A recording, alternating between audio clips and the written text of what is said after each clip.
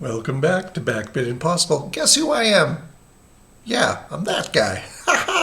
Anyway, in this episode of BackBit Impossible, I'm taking on the flickering grass problem, hopefully once and for all, because I thought of something that, might actually reduce or eliminate it altogether. And I'm eager to try it. So in this episode, I do have a go at it. And, I guess we'll see how that turns out, shall we? All right, let's watch. I'm not entirely sure this is going to work. It is character maker 7.14G. It's a crude hack. I basically chopped out pieces of small pieces, a few edits. What it's doing now, watch when it's done the frame. And it brings in a new one. But now watch when it goes to here. After the duplicate check, it's actually, instead of going through the bitmap and finding the first 256 characters, it uses the character set that it generated on the previous frame as a starting point, at which point it can do the consideration routine and punt things as required and all sorts of fun. But this is my half-assed attempt to handle the flickering grass problem. We'll see how this goes. I don't even have a lot of confidence that it's actually making a file. I mean, the red light was blinking a minute ago because I had file exists. Oops. You can only run this, one time per file name. But I don't know. I don't know how pretty it is. I guess we'll find out. 7.14H. I had an obvious bug, I guess. I found it. The previous version wasn't doing this bit because I was using the wrong pointer, so it wasn't actually integrating any of the previous characters. So I'm just not very good at what I do, I guess. But now it's doing things a little better. I don't think it's going to make much difference until it's a static image, but I guess I'll have to find out later. It'll take probably about 3 days. Check this out when it switches frames. The old character set is carried over. Right off the bat, it thinks, oh, that's going to make a great Gabu. Well, no, he's changing in size and everything, so it's neat. It's neat to see it just slam him down and then have to fix it. I don't know. I think that's kind of cool. I am curious to see how this plays out in the end. I am going to run this through the thing that counts up the pixel difference for the entire video at the end. I forget where that program is or what it's even called, but I'll find it. When one frame goes to the next, it carries over the character set that it had, and I believe when the image is really staticky, when it's not moving at all, like when they are completely motionless here, I believe it should be working more or less. The thing is, when there's small movements, even on an otherwise stationary screen, well, to compensate for those movements, it's got to do its magic. So it's substituting certain characters for new ones, and sometimes it might still interfere with the grass. Like if the little goat buddy here, if she blinks or something, it'd be nice if it was smart enough to realize that a closed eye is better than the open eye. And maybe it will be smart enough to realize that in all other instances, the pixel difference for the other characters are good, and in the instance of the eye, swap it out. It's not like it's thinking what's an eye, what's not. It's all math. But I'm hoping, and this is just hoping, because how could I have been I could not have been able to tell without playing it back quickly that the grass and the foliage and stuff was all flickery, like static like this, compared to the original bitmaps. So even as it sits now, I won't know for real until I get to play it back. So whatever, this is a good effort, I suppose. We'll see if this works out. As it is, the fudge I did to make this work, I guess I'm getting lazy because I really sort of kludged it and, on code that I meticulously created on paper, I just went in and threw a few hacks in, hopefully, oh, this sounds about right, and we'll see where this goes. All right.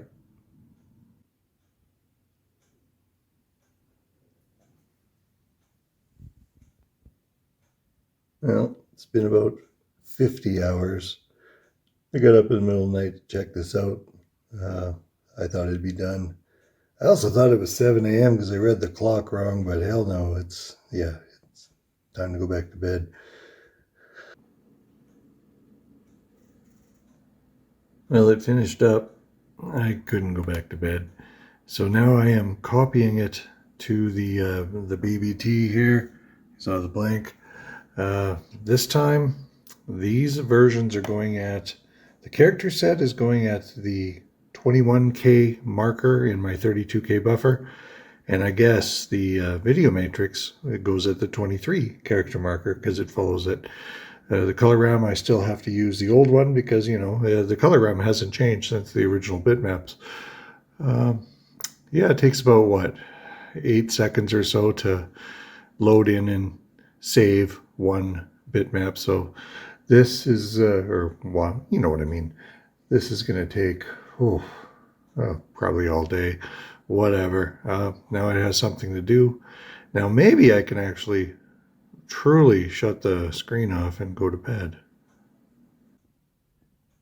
Well, as you can see, we are still copying stuff to the BBT. Watch the blink. Come on, there it is. One frame at a time. It should end sometime tonight. And as you can tell, this image isn't that good, and I'm a little disappointed here. I don't know if it's because it's actually using the previous frame's character set as a starting point. Maybe that confuses things. I don't know. But when this is done, I'm definitely running the video-wide pixel difference count and see what it is. And then, of course, do the rollout on it and see what it looks like.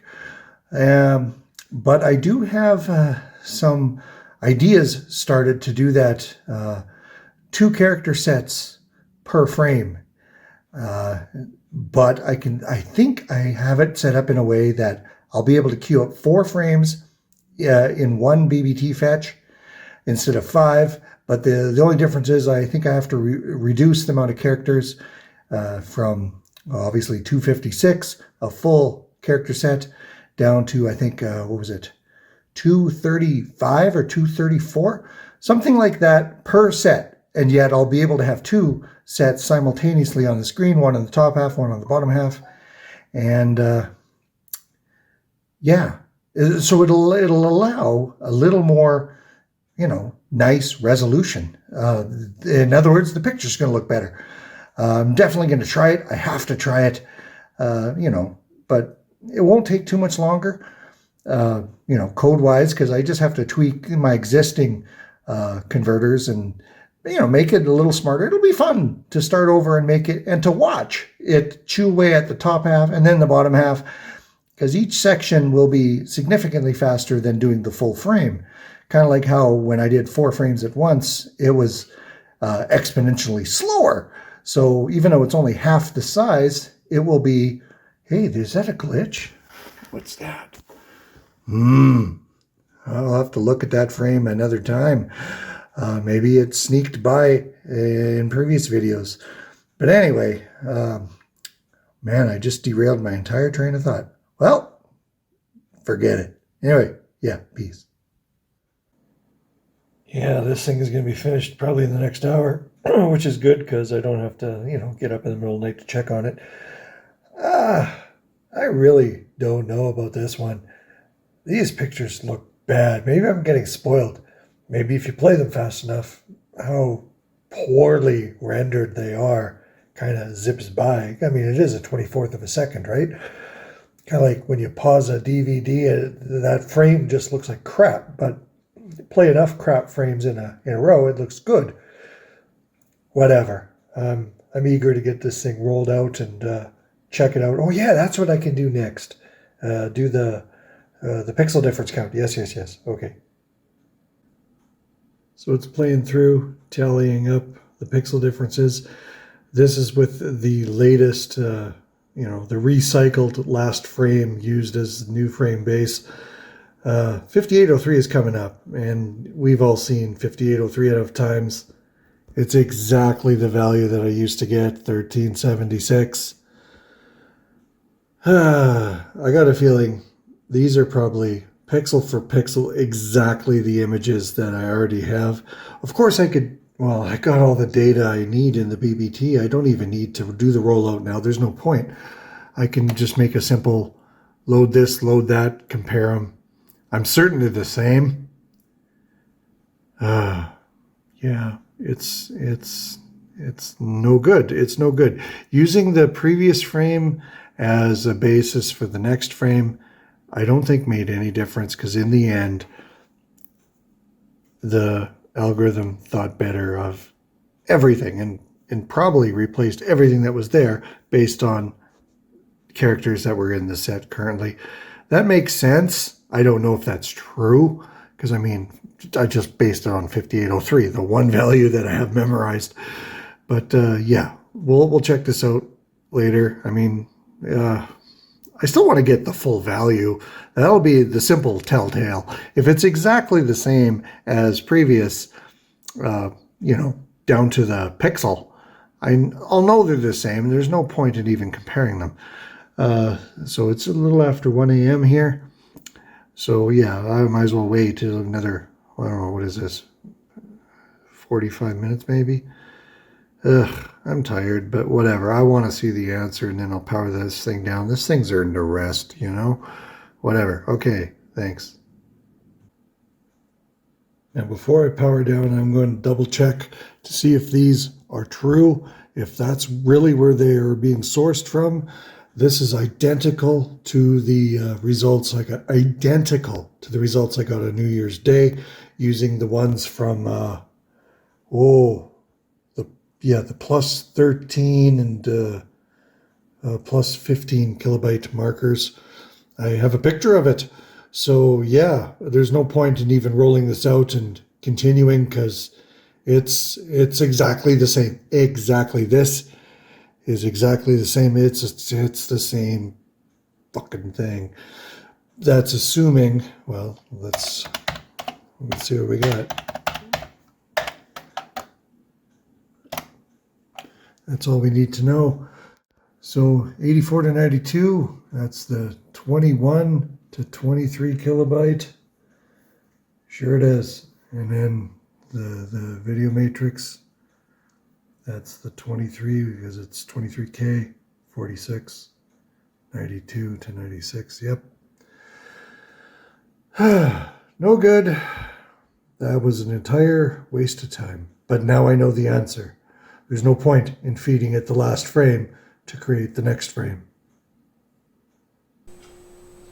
And so the flickering grass problem remains.